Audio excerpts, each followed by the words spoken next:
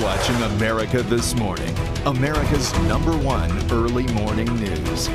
We begin this Tuesday with the latest details in that mass shooting at the Washington Navy Yard. The motive for the shooting still unknown. The facility remains open this morning with only essential personnel reporting for work. Here is the very latest. 13 people, including the lone gunman, are dead.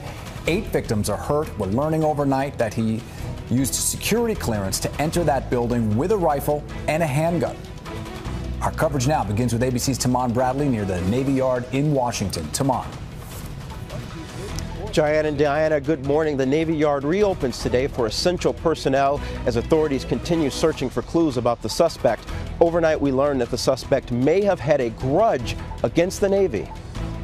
The FBI says 34-year-old Aaron Alexis, a former Navy reservist, is behind the terror at Washington's Navy Yard.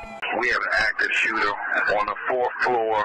12 people were killed, 8 injured before Alexis died in a gun battle with police. We do now feel comfortable that we have the single and sole person responsible for the loss of life. This morning, authorities are urgently seeking the public's help to find out more about Aaron Alexis.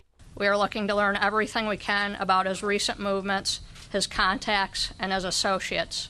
Overnight in Brooklyn, authorities questioned the suspect's family as they continue searching for a motive. Sources tell ABC News Alexis had a valid security clearance that allowed him access to Building 197, where 3,000 military and civilian personnel work. The horror started as the workday began. As he came around the corner, he aimed his gun at us and he fired at least 2 or 3 shots. He raised and aimed at us and fired, and he hit high on the wall.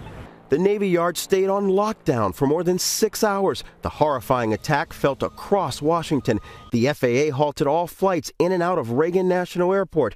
ABC News has learned the suspect had a history of disturbing behavior. He was arrested in 2010, accused of recklessly discharging a firearm into a neighbor's apartment. And in 2004, Alexis confessed to shooting out the tires of another man's car.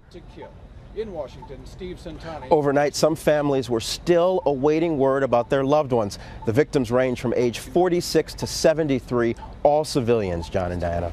All right, ABC's Tahman Bradley in Washington for us this morning. Thank you. And overnight, we have learned the names of some of those killed at the Navy Yard. 7 of the 12 victims, they include 59-year-old Michael Arnold, 53-year-old Sylvia Frazier, 62-year-old Kathy Gard, John Roger Johnson, who was 73, Frank Kohler, who was 50, 61-year-old Vishnu Pandit, and 46-year-old Kenneth Bernard Proctor. Now, the names of the rest of those victims, they are being withheld until families can be notified.